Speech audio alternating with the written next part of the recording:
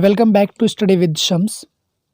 हिंदी भाषा के व्याकरण में मुहावरे और लोकोक्तियाँ ये दो छोटे छोटे ऐसे टॉपिक हैं जिससे इंडिया की ऑलमोस्ट सभी एग्जामिनेशन में एक ना एक प्रश्न पूछे ही जाते हैं, चाहे वो एग्ज़ाम कोई कंपटीशन लेवल का हो या कोई बोर्ड लेवल का, जैसे कि 10th या 12th।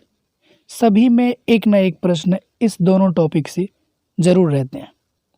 तो आज की इस वीडियो में हम इसी टॉपिक को विस्तार से समझने की कोशिश करेंगे।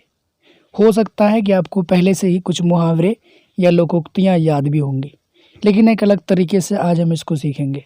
इस वीडियो में 70+ मुहावरे भी हैं जो पिछली कई परीक्षाओं में पूछा भी गया है, तो आने वाली परीक्षाओं के लिए भी ये मुहावरे इम्पोर्टेंट हैं।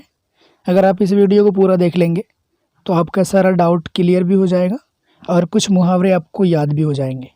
कुछ आपको याद भी होंगे तो रिवीजन हो जाएगा आपका। चलिए अपने मेन टॉपिक की ओर बढ़ते हैं।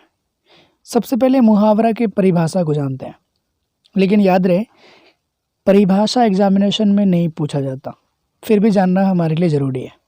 इसकी परिभाषा को आप अपने अनुसार बदल भी सकते हैं, ज़रूरी नहीं है कि जो मैंने लिखा है वही आप भी लिखें, लेकिन अगर आप इसके अर्थ को समझ जाएंगे तो थोड़ा बहुत बदलाव करके अपने हिसाब से भी लिख सकते हैं। इससे पहले मैंने आपको बताया है कि एग्जामिनेशन में परिभाषा नहीं पूछते, फिर भी जान लीजिए आप इसकी परिभाषा को। तो हिंदी भाषा में कुछ ऐसे वाक्य या वाक्यांश हैं जो अपने मूल अर्थ से हटकर कुछ विशेष अर्थ प्रकट करते हैं। फिर से समझिए आप इसको। हिंदी भाषा में कुछ ऐसे वाक्य क्या होता है, आप भली बातें जानते हैं। जैसे राम आम खाता है, तो ये एक वाक्य है। मैं पढ़ाता हूँ, ये भी एक वाक्य है। लेकिन वाक्यांश क्या होता है? हो सकता है कि आप इसके अर्थ को जानते होंगे पहले से ही, लेकिन एक बार और देख लीजिए। वाक्य जोड़ अंश। वाक्य का मतलब अभी आप इस जगह से भी समझ चुके हैं और आपको पता भी है पहले से कि राम आम खाता है, तो ये पूरा एक वाक्य है। मैं पढ़ाता हूँ, बच्चे पढ़ते हैं, तो ये सब अलग अलग वाक्य है ना। लेकिन वाक्यांश वाक्य का टुकड़ा होता है। जैसे बच्चे पढ़ते हैं, तो ये पूरा एक वाक्य हो गया, लेकिन आप बच्चे को अलग करेंगे और पढ़ते हैं इसको अलग करेंगे, तो बच्चे और पढ़ते हैं ये दोनों अलग अलग हो करके ये अंश कहलाएगा वाक्य का। तो जो मुहावरा होता है ये अपने आप में एक कंप्लीटली वाक्य भी हो सकता है, एक पूरा सेंटेंस भी हो सकता है, या सेंटेंस का कोई टुकड़ा भी हो सकता है। या तो मुहावरा पूरा वाक्य ही होगा या वाक्य का टुकड़ा होगा। लेकिन एक बात ध्यान में रखना है कि जो मुहावरा होगा वो अपने अर्थ से हट करके कोई विशेष अर्थ प्रकट करेगा। जैसे बहुत ही फेमस मुहावरा है, आपको याद भी होगा, 9 2 11 होना। तो हम जानते हैं कि 9 और 2 मिलकर के 11 होता है, बहुत ही सिंपल बात है। लेकिन इसका विशेष अर्थ होगा, जब मुहावरे के रूप में इसका प्रयोग करेंगे तो इसका विशेष अर्थ होगा। 9 2 11 होना मतलब भाग जाना। एक बार फिर से आप देख लीजिए कि मुहावरे या तो पूरा वाक्य हो सकता है या वाक्य का कोई टुकड़ा हो सकता है, लेकिन इसका अर्थ जो है भिन्न होगा, अलग होगा। ये अपने मूल अर्थ से हट करके अलग अर्थ प्रकट करते हैं। दूसरा है लोकोक्ति, इसको हम कहावत भी कहते हैं। कुछ ऐसे वाक्य या कुछ ऐसे कथन भी हैं जो किसी महापुरुष के द्वारा या कोई ज्ञानी व्यक्ति के द्वारा या संत या कोई अन्य व्यक्ति के द्वारा बोल चाल में प्रयोग किया जाए और ये सामान्य अर्थ भी रखता हो, तो हम उसको लोकोक्ति कहते हैं। और प्रत्येक लोकोक्ति के पीछे कुछ न कुछ रीज़न ज़रूर होता है, कुछ न कुछ घटनाएं ज़रूर होती है। ये बोल चाल से धीरे धीरे फेमस हो जाता है और सभी लोग इसको जानने लगते हैं। लोकोक्ति या कहावत उसको ही कहा जाता है। बहुत सारे लोकोक्ति और कहावत हमारे समाज में ही प्रचलित है, आप सुनते भी होंगे। चलिए अब आगे बढ़ते हैं। परीक्षा की दृष्टि से परिभाषा उतना ज़्यादा इम्पोर्टेंट नहीं है, लेकिन इस जगह से आप ध्यान दीजिएगा, जो भी मुहावरे आप इस वीडियो में पढ़ेंगे वो पिछली कई परीक्षाओं में कई बार पूछा गया है और आपके होने वाली परीक्षा के लिए भी ये काफ़ी ज़्यादा यूज़फुल रहेगा। अब ध्यान से देखिए। पहला मुहावरा है नाक का बाल होना, इसका मतलब क्या है? बहुत प्यारा होना। सभी ऑप्शन को पढ़ना ज़रूरी नहीं है, जो क्वेश्चन है और जो आंसर है आप उसको सुनते जाइए, आपको कुछ याद भी होगा और कुछ याद हो भी जाएगा अगर नहीं होगा तो। अगला प्रश्न है, पीठ दिखाना मुहावरे का अर्थ। पीठ दिखाना का मतलब होता है हार कर भाग जाना। तीसरा प्रश्न, आपे से बाहर होना, इसका मतलब है बहुत क्रोधित होना। चौथा प्रश्न, खून पसीना एक करना, इसका मतलब होता है बहुत परिश्रम करना। अगला प्रश्न है, अपना उल्लू सीधा करना, मुहावरे का अर्थ क्या है? अपना काम निकालना। छठा प्रश्न, लोहे के चने चबाना, कठिन परिश्रम करना। सातवां प्रश्न है, लकीर का फकीर होना, पुराने रीति रिवाज को मानना। अगला प्रश्न है, लाल पीला होना। लाल पीला होना मतलब क्रोधित होना या क्रोध होना।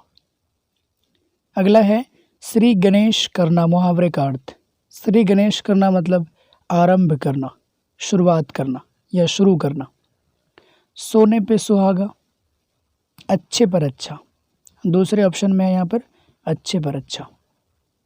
11वां प्रश्न है, दांत गिनना, मुहावरे का अर्थ।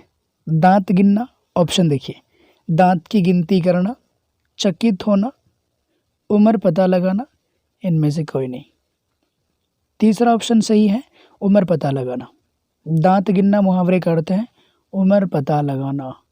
कभी कभी आपने देखा होगा देहात वगैरह में, कभी गाय के मुंह को देखते हैं, गाय के मुंह में या बैल के मुंह में कितना दांत है, इसको देख करके उसकी उम्र का अंदाज़ा लगाते हैं।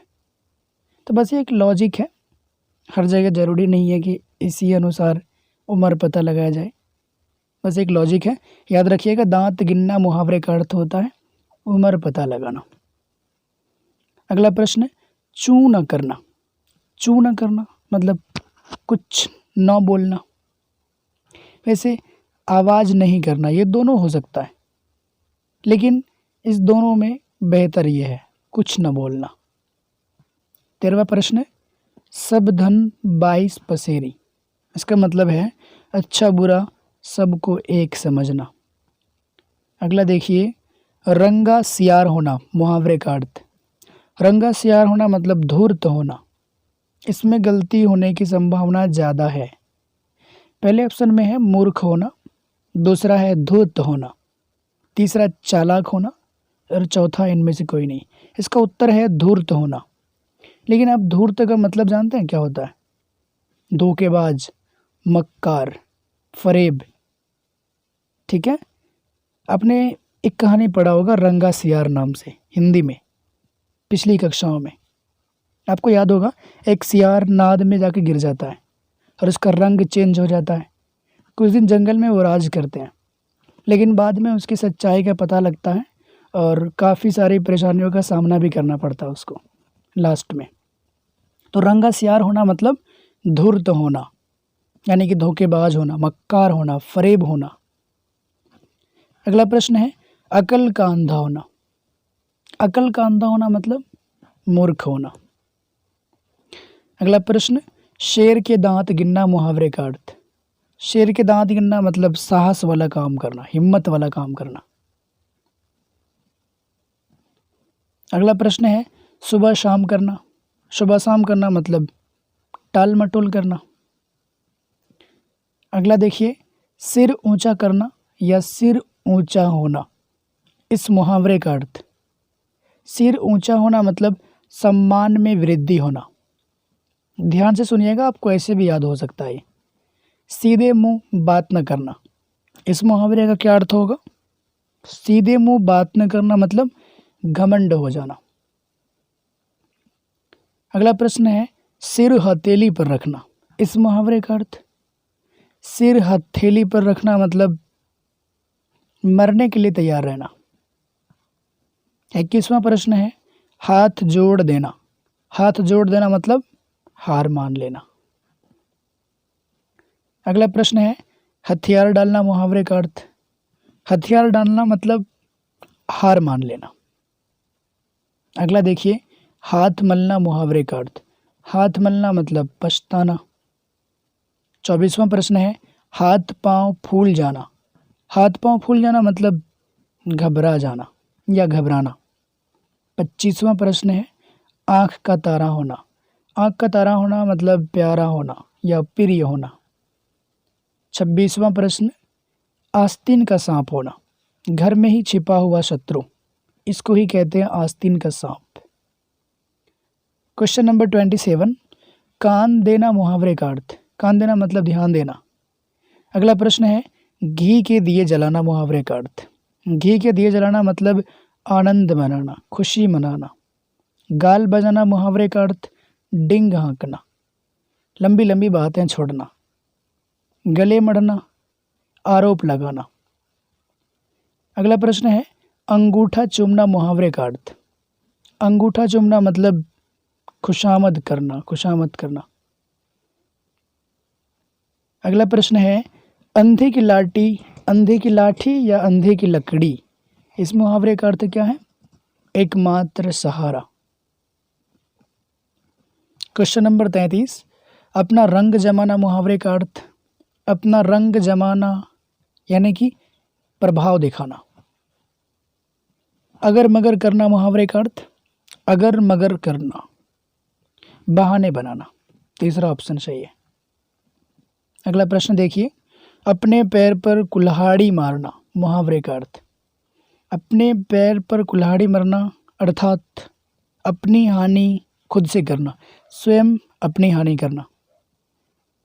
अगला प्रश्न देखिए अकल पर पत्थर पड़ना यानी कि बुद्धि भ्रष्ट हो जाना। आग में घी डालना, किसी के क्रोध को बढ़ावा देना, किसी के गुस्से को बढ़ाना। अगला प्रश्न आंखें बिछाना मुहावरे का अर्थ। आंखें बिछाना मतलब प्रतीक्षा करना। और आंखें चार होना, इसका मतलब बताइए आप नीचे कमेंट सेक्शन में। अगर आप वीडियो को ध्यान से देख रहे हैं तो आप बताइएगा ज़रूर इस चीज़ को। आंखें चार होना, इसका मतलब नीचे कमेंट में बताना है। अगला प्रश्न है आँख लगना। आँख लगना अर्थात नींद आना। अगला प्रश्न आँखों में धूल झोंकना मुहावरे का अर्थ। आँखों में धूल झोंकना यानी धोखा देना।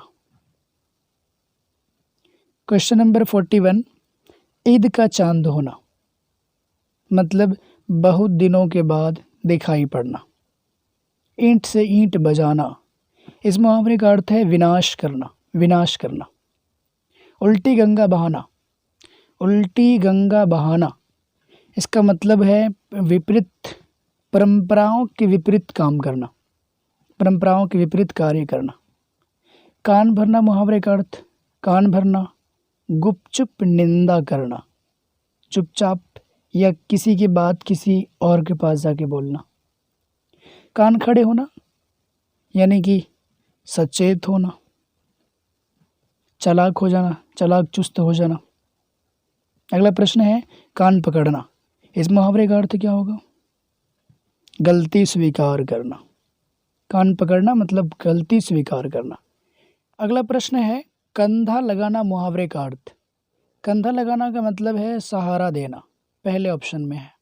अगला प्रश्न कमर कसना मुहावरे का अर्थ। कमर कसना अर्थात दृढ़ निश्चय करना यानी कि पक्का इरादा करना। खाक छानना मुहावरे का अर्थ। एक और सवाल आपके लिए है, इसका उत्तर भी आप कमेंट में बताइए, ज़रूर बताइए मुझे। 4 ऑप्शन है आपके सामने। एक है समय गंवाना, दूसरा है व्यर्थ की बातें करना, तीसरा व्यर्थ प्रयत्न करना और चौथा ऑप्शन है इनमें से सभी। आपको कौन सा ऑप्शन सटीक लगता है? कौन सा ऑप्शन सबसे ज़्यादा सटीक है? आप कमेंट में ज़रूर बताइए। अगला प्रश्न है खोपड़ी खाना मुहावरे का अर्थ। खोपड़ी खाना मतलब व्यर्थ की बातें करके परेशान करना, तीसरा ऑप्शन सही है। इस जगह से 1 लाइनर है, सिर्फ प्रश्न और उत्तर। 70 क्वेश्चन है इसमें, एक अलग से मैंने बताया तो टोटल 71 हो गया।